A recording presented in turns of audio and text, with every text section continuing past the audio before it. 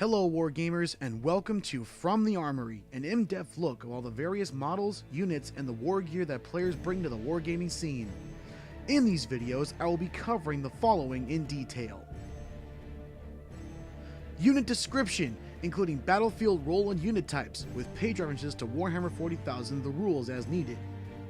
In this section, I will also describe what roles the unit in question was designed to perform in games of Warhammer 40,000. Unit stat lines, describing the various models' strengths and weaknesses, although such are always open to interpretation, and what these numbers represent on the tabletop. For those of you unfamiliar with how the stat lines are to be read, especially since everyone everywhere like to abbreviate everything, the stat lines are read as follows. Weapon skill. This statistic represents a model's martial prowess in the crucible of hand-to-hand fighting. When a model's weapon skill is higher, the higher the chance a model is to hit an enemy when melee combat. Ballistic skill. No, it's not that kind of BS, although it depends on who you're asking when it comes to shooting. Ballistic skill represents a unit's skill at firearms. The higher the number, the more likely the model is to hit their target with a shooting attack. Strength. This should be pretty self-explanatory, but strength is a model's physical power. This stat is useful mainly in melee combat. The higher a model's strength, the more likely the model is to inflict a telling wound on the enemy. Toughness represents a model's endurance and resistance to pain. The model's stats work in conjunction with an enemy's strength, and vice versa. A model with a higher toughness is less likely to be wounded in battle. However, if a model's strength is at least twice the toughness of the target, the enemy's wounds are reduced to 0 regardless of how many wounds it has remaining. Wounds is how much damage a model can take before they are removed from the battlefield as a casualty. Typically, models usually only have 1 wound, but special characters and powerful monsters usually have 2, 3, or sometimes even more wounds. Initiative represents a model's agility and speed in close combat. The higher a model's initiative, the sooner a model strikes in combat, and also the more likely they are to kill opponents with lower initiative values, preventing them from striking at all in close combat. Leadership represents a model's morale and willingness to remain calm in the most dire of circumstances, usually tested against 2d6. If a model rolls equal to or less than its leadership value, the test is passed. Higher, the test fails. As you can see, it's beneficial to have models with higher leadership scores. Save. This is a model's armor save, which is rolled for whenever a model takes a wound. Depending on how powerful an attack is, it might be sufficient to completely negate a model's armor save, rendering it useless against such attacks. In addition to the stat line, I'll be covering a variety of other details, including unit upgrades, the various weapons and other war gear models in the unit can take and what they can do to enhance the squad's effectiveness. Again, referencing page numbers from Warhammer 40,000, the rules, and the various codices the weapons and war gear originate from when necessary.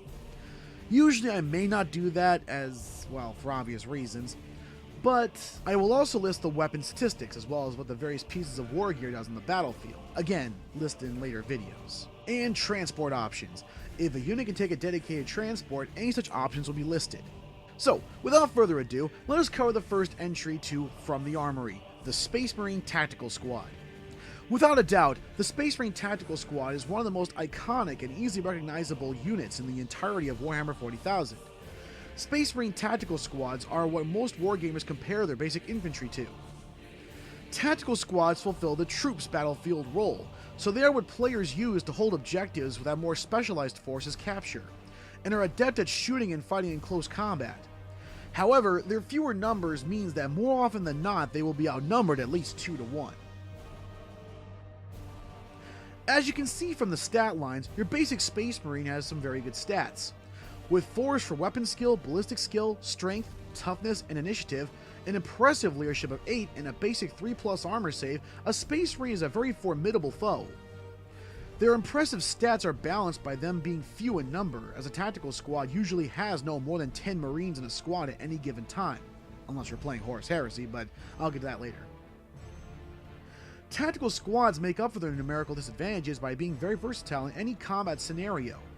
They can break up their squads into 2 5-man combat squads, so they can divide their firepower and hold multiple points in the battlefield, due in part to their combat squad special rule. A tactical squad initially consists of a Space Marine Sergeant and 4 Marines, but can be reinforced with 5 additional Marines for a modest points cost. This is where the number of Marines in a squad matters. If the squad numbers than less than 10 Marines, one member of the squad may take either a special or heavy weapon. However, if the squad numbers exactly 10, one member may take a special weapon and one may take a heavy weapon. Special weapons include a plasma gun, melt-a-gun, flamer, or a grav gun. Heavy weapons have a larger selection, with one Marine able to take from a missile launcher with an option to upgrade further to flak missiles for an anti-air support, a heavy bolter, heavy flamer, multi-melta, plasma cannon, las cannon, or a grav cannon with grav amp.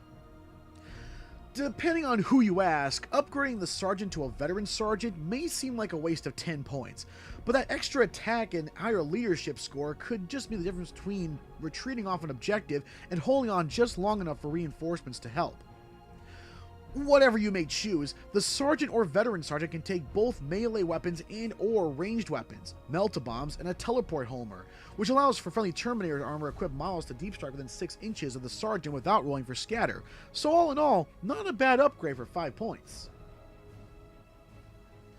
The sergeant melee options include swapping his bolt gun, bolt pistol, and or his melee weapon for one of the following: a chainsword, a lightning claw, a power weapon of your choice, power fist, or a thunder hammer. As for ranged weapons, the sergeant can swap his bolt gun, bolt pistol, and or melee weapon with a storm bolter, a combi weapon of your choice, a grav pistol, or a plasma pistol. As for dedicated transports, the tactical squad can choose a rhino, a drop pod, or if they have less than 10 Marines or they split in a combat squad, which is something I would do personally, a razorback as a dedicated transport. If you really want a Marine squad to excel, I would highly suggest not giving sergeants of either flavor any sort of melee weapons outside of your basic chainsword, as tactical squads are not necessarily designed for close combat, so make sure to keep them out unless you have a specific plan in mind. Another thing, to maximize firepower, make sure to tailor the squad to handle the threats you know you'll be facing, and keep the squad's weapons consistent. So, I can understand why people will want to cover as much of the battlefield as possible to deal with any type of foe. More often than not, that will reduce your effectiveness, because some weapons will be out of range when you're targeting a specific foe, meaning most of your squad won't be doing anything, so you'll be wasting your shots. So for example, if facing lots of armored infantry or monstrous creatures, take plasma guns, plasma cannons, and combi plasmas, as they will chew up any heavy infantry out there. For tanks, though in my opinion tactical squads should not be hunting tanks as a matter of course, unless you can target an enemy's rear armor, you can take melt-a-guns, multi-meltas, and combi meltas. But like I said, it's all up to the player's individual choices. I just suggest these things so players can learn to optimize their squads effectively. In any case, tactical squads can be kitted out to deal with a wide variety of threats, as you are no doubt aware, but take care not to sink too many points into them, as they are still tactical Marines. As the saying goes, jacks of all trades, masters of none, is very appropriate for this unit entry. Tactical squads can handle any battlefield role average, they can do pretty well because they have above average stats, but they cannot excel at any specific role without proper support, so make sure to keep the Marines by those objectives and they won't let you down when the going gets tough. Well, that's all for now, Wargamers, but next time on From the Armory I will be covering more unit entries from Codex Space Marines. However, if you would like me to cover a different unit from a different codex, feel free to message me or post a comment in the video below. Until then, Wargamers, you take care.